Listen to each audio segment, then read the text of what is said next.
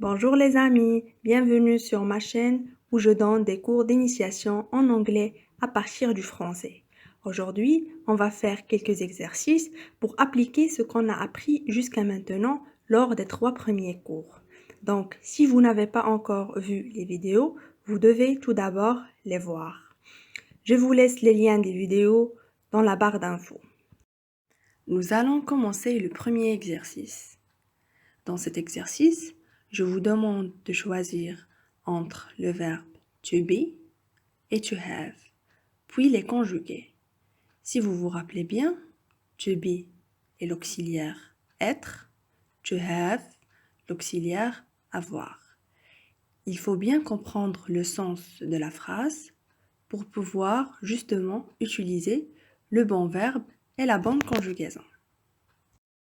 Donc, je vais vous expliquer le sens de chaque phrase afin que vous puissiez avoir une idée et en même temps, nous allons petit à petit apprendre de nouveaux mots que vous devriez noter pour ne pas les oublier. On va commencer par la première phrase. Anna, le verbe to be or to have, in her room. In her room veut dire dans sa chambre. La deuxième phrase. The kitchen, to be or to have, dirty. The kitchen veut dire la cuisine. Dirty veut dire sale. La troisième phrase. They, to be or to have, guests today. Guests veut dire les invités.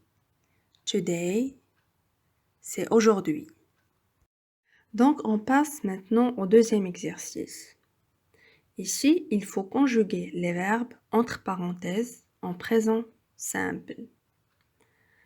Pour la première phrase, My brother to speak English. My brother, c'est mon frère. To speak, c'est parler.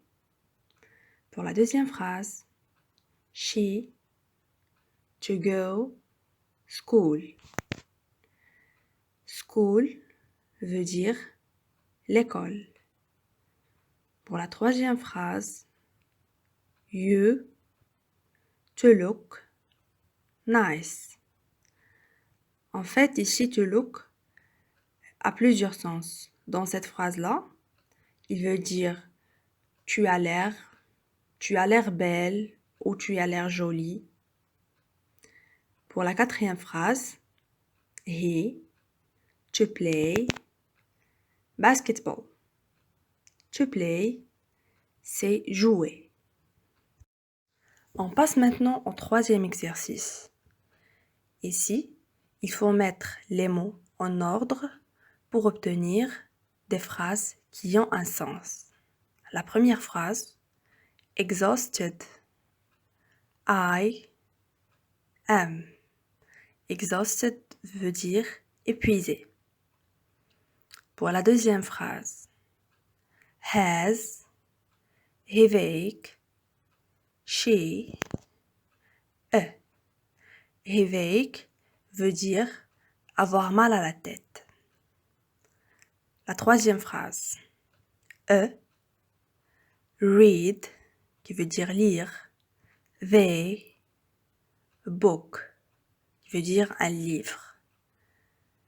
Pour la quatrième phrase, because, qui veut dire parce que, a lot, qui veut dire beaucoup, I, tired, qui veut dire fatigué, work, qui veut dire travailler, am, I. Je vais vous laisser quelques minutes pour faire les exercices et on se retrouve pour la correction. La correction de l'exercice 1. Pour la première phrase, Anna is in her room. Ici, on a conjugué le verbe to be. Comme en français, on dit Anna est dans sa chambre. Pour la deuxième phrase, the kitchen is dirty. Ici aussi, on a conjugué le verbe to be. En français, on dit la cuisine est sale. La troisième phrase, they have guests today. On a conjugué le verbe to have. Comme en français, on dit ils ont les invités aujourd'hui. Ils ont des invités aujourd'hui. La correction de l'exercice 2.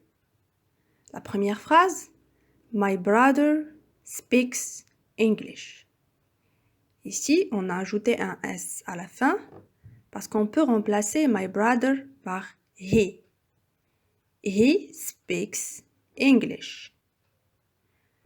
La deuxième phrase, she goes to school. Ici, go, c'est parmi les verbes d'exception qu'on a vus. On n'ajoute pas seulement le S, mais on ajoute ES. Pour la troisième phrase, you look nice. Dans ce cas, on va rien changer dans le verbe. On va seulement enlever le to. Et pour la dernière phrase, he plays basketball. La correction du troisième exercice. Pour la première phrase, I am exhausted. Pour la deuxième phrase, she has a headache. Pour la troisième phrase, they read a book.